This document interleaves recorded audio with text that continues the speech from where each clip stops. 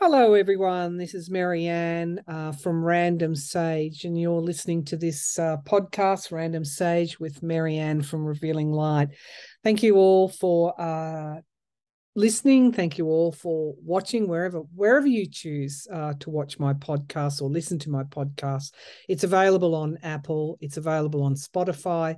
I have a website on Podbean, and I have a YouTube channel dedicated wholly and solely to this podcast. I'm serious about it. I've made a commitment to it, and I'm enjoying doing it so far. It's weekly or semi-weekly, and we'll just go with the flow and see where it takes us.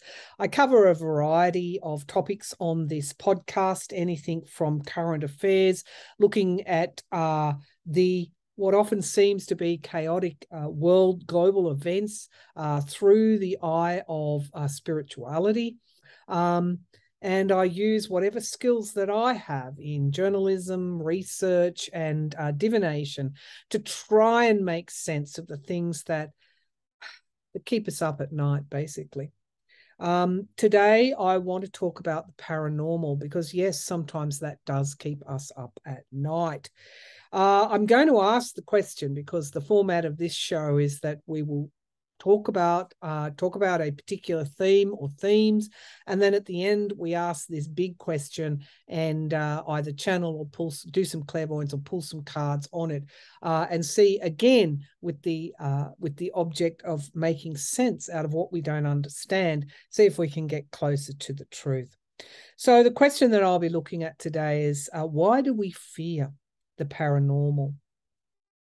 And I underscored when I was just putting together a rough mud map for this podcast, I underscored fear because this is what keeps us from logically accepting that the afterlife does exist, that there are spirits and various different entities around. When we sense something, we walk into a house that we may not have been before, or a very old location. Sometimes it's a grove of trees, a particular part of the landscape where there could have been some kind of trauma in the past, and we know it at our subconscious level. That little voice at the back of our minds that goes, "Wow!" and you can feel the hair standing up on the back of your neck, that old saying. And you just know that something is not quite right.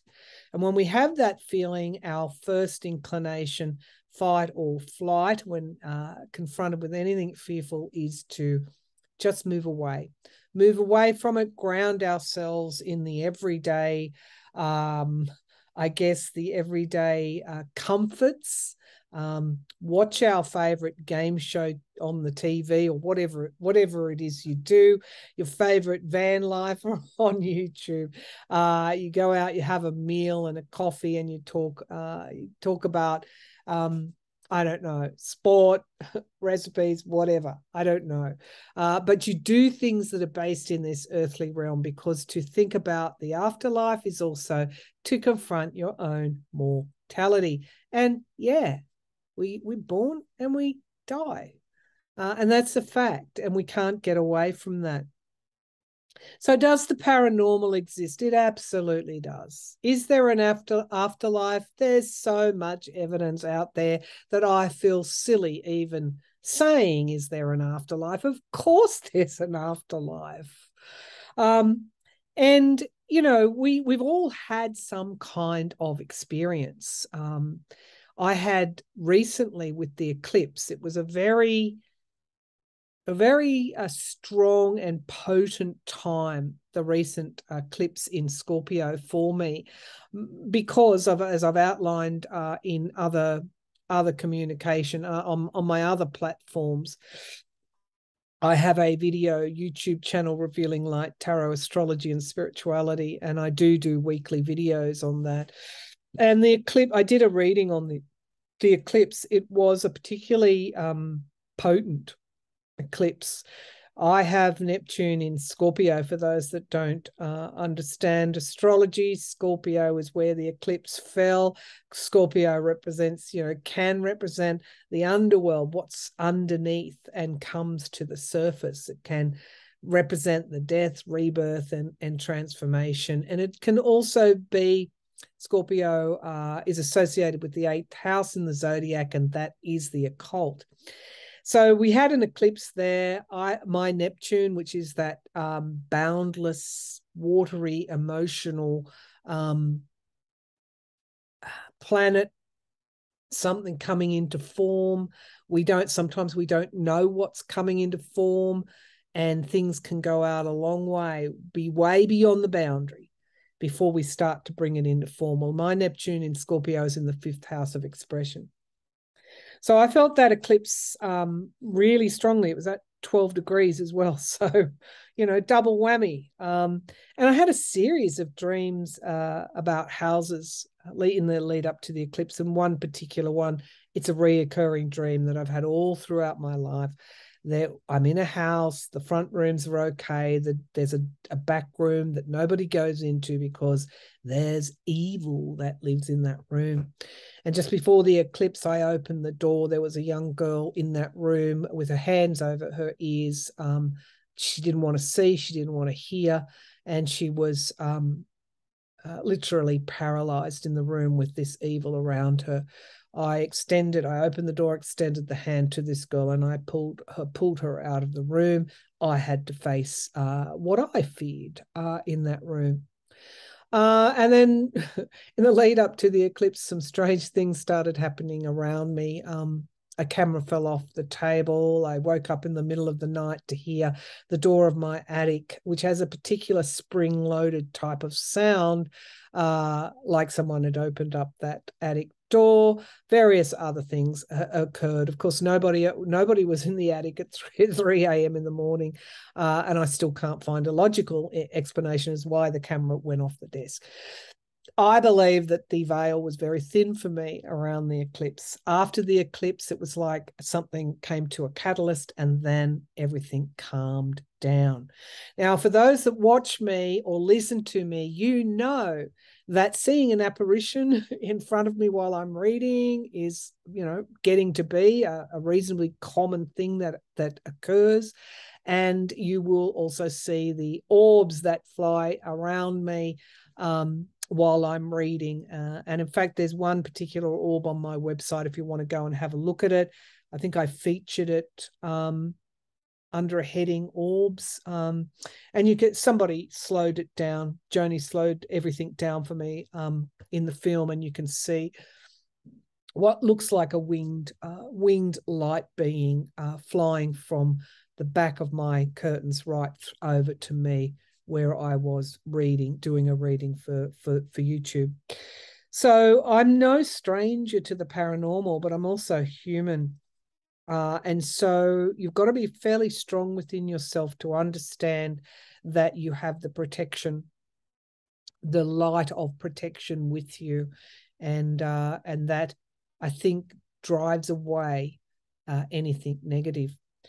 Now, in terms of the paranormal, there's also a curiosity around the paranormal. And in America, Australia, England, the United Kingdom, there are a burgeoning number of paranormal investigators that are making videos and films about their paranormal investigations. And they're capturing so much evidence. And of course, these shows often become very, very popular, because we all want to know, is there an afterlife? Even though we become quite fearful, we want to know that. And they're capturing voices, what's called EVPs, voices on their equipment are coming over and saying things to them, full sentences. They're seeing orbs, they're seeing apparitions, they're seeing shadowy type of body-like images, and they're also getting documented evidence through motion sensor type of equipment. It's quite sophisticated now, and what they call spirit boxes, which has a technology that sweeps through radio stations and allows spirit to talk through these devices. This is a big industry now. And it's a big industry and a growing industry because people want to watch it. They want to see. And it brings the questions up. Why do spirits become earthbound? Why are they even here? Well, I've got some thoughts on that. For the paranormal investigators, I think sometimes spirit has a bit of a sense of humor and will give them what they want. Sometimes their passed over loved ones might be giving them a bit of a helping hand as well. And again, that's documented as well. People that investigators have known that have passed over come through the spirit box and identify themselves as their passed over loved ones. There's also, this is probably the category that bothers me the most, and that is just as you have negative and positive human beings, you also have negative spirits and entities that refuse to move on toward the higher realms and stay earthbound because that feeds their negativity. Because the choice is always with us. Yes, the afterlife exists, but how we move through that afterlife is like we do in life. The choices are always ours. And so, accepting responsibility for our choices is always there. And again, in the afterlife, when we start to accept the why and start to learn the lessons, we start to move through into those higher realms. So I want to ask today, why do spirits stay earthbound? Let's take a look at that through the cards and ask that big question. Why do they stay earthbound? Now, I do want to say before I start this reading, I do want to say there are some spirits who want to stay around their loved ones in full consciousness of the choices they're making. They're not ready to leave their loved ones. They probably don't understand that once they do move on, yes, they can come back, and there are ways that you can come back because it's all about service and assist your loved ones. But some people fear going forward, and the love that they feel for their loved ones is just too strong, and they decide to stay here, maybe stay around these people until their loved ones, until it's their time to transition.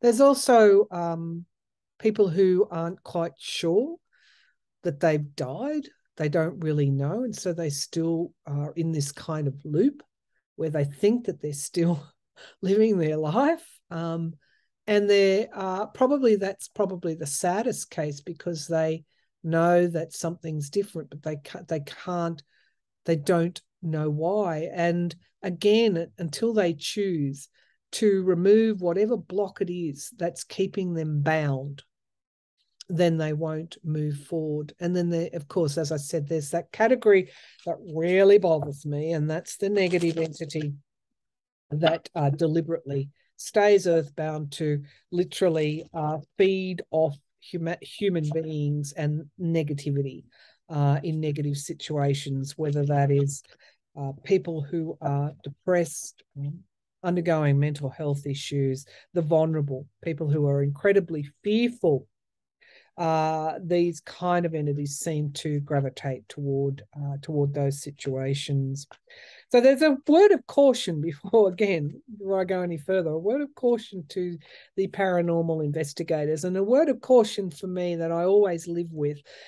Be careful what you're doing. If you're look at your intentions for why you're doing it, because that is really important. There are certain things I will never do I just don't do any kind of paranormal investigation in my house. I just don't. And there is no way having Used a Ouija board when I was 18 or 17, something like that, with a group of teenage friends. And then we scaring the living daylights out of ourselves. I've never touched one since, and I do not intend to ever do that again. I think they're I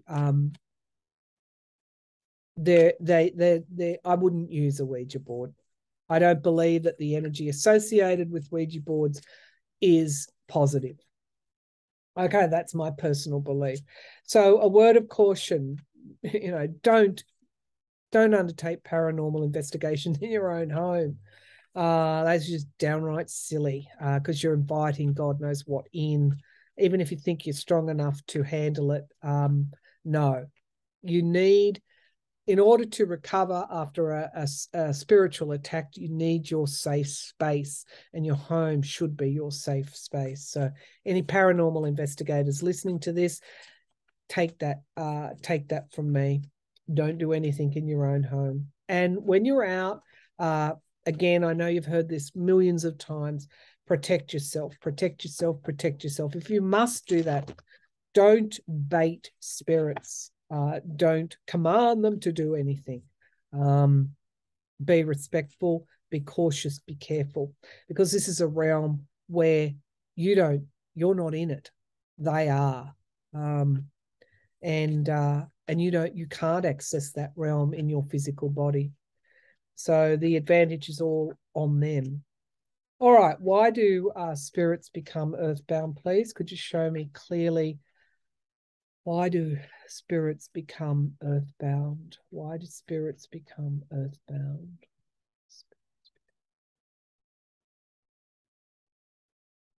So I'm getting like a magician type of image clairvoyantly. We get the 5 of Cups.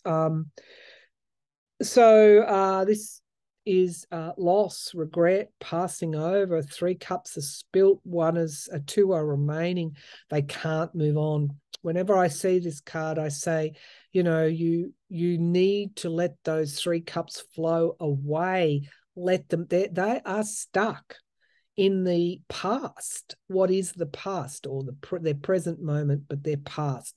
They are stuck in the past. They cannot let go, and they are weighed down with some sort of grief, whether that again is unresolved emotions, unresolved trauma, unresolved grief, negative type of emotions. They cannot, you see the way this person is looking, they cannot move on. They don't have the heart capacity or the consciousness or the unconsciousness. Their conscious lives on, of course, but their conscious is still weighed down with earthly emotions. Now, what is that crossed by? And that is the Star card. That's that portal of light. The choice is always theirs. And what comes forward to me is hope.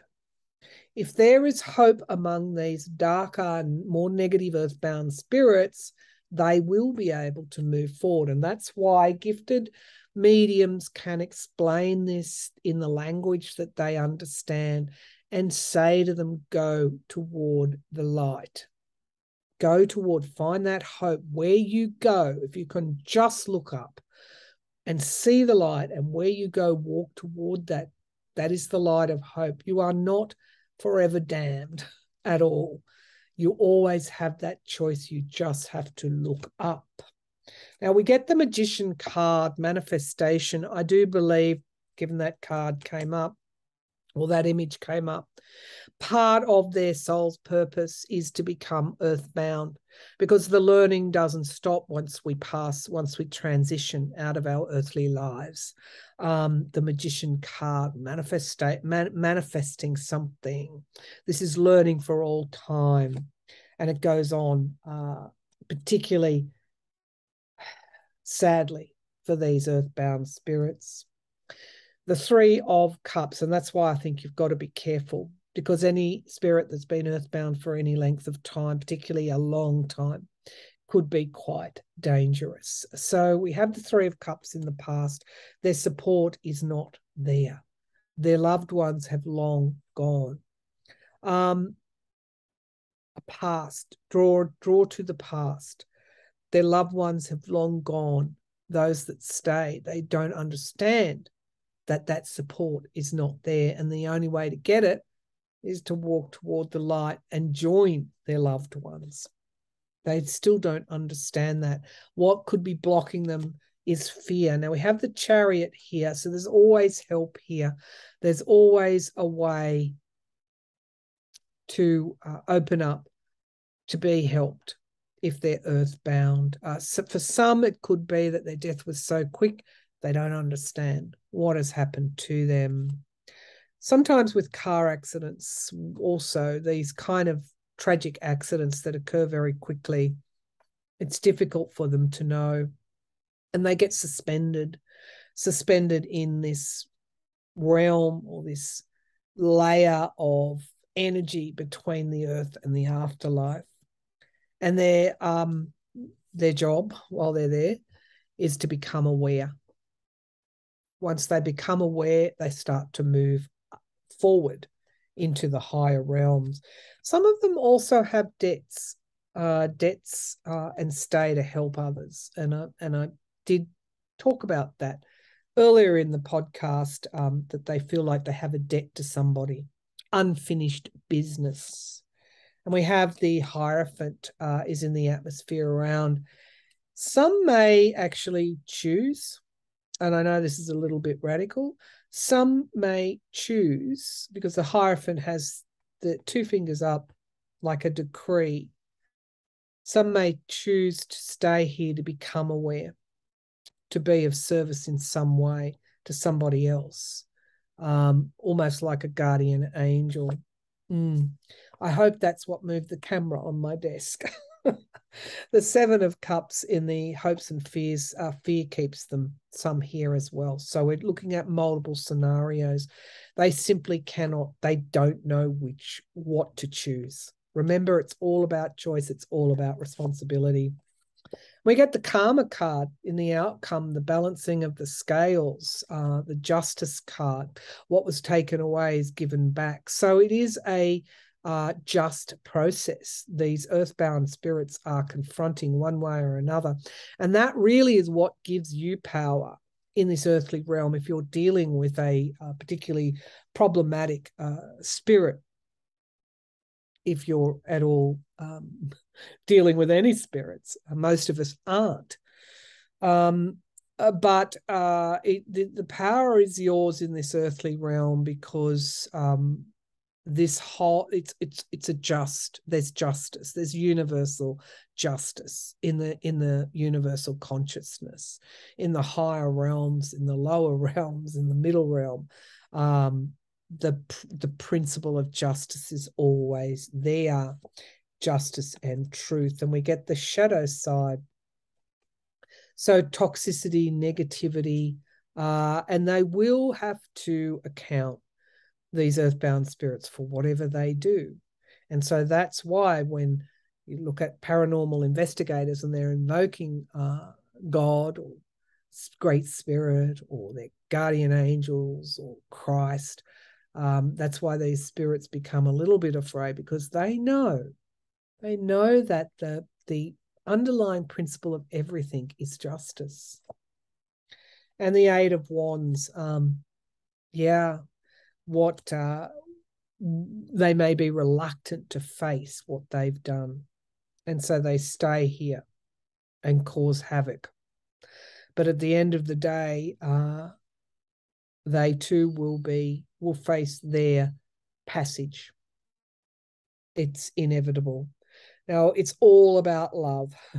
So again, love in your heart, new starts, and having plans and strategies will give you stability. Even when you're grieving or there's loss here, it's the vibration is always raised through love. And so I guarantee you, if one of these paranormal investigators got themselves into sticky waters, and they started thinking about the person they loved the most and sending love out to that spirit, I'm pretty sure, regardless if it was negative or otherwise, they would be safe. The investigator would be safe. Love is the key. Love is the answer. And just as it is in the paranormal world, so very powerful, it's so very powerful in this earthly life of ours and for humanity.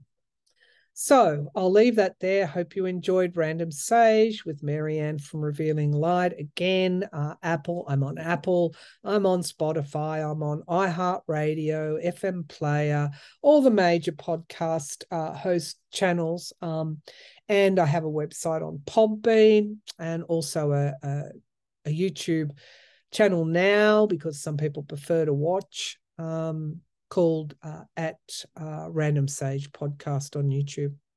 Whichever way you prefer to listen to your podcast, there are lots of choices. So I'll be back again next week with something new, or semi-weekly, maybe next fortnight.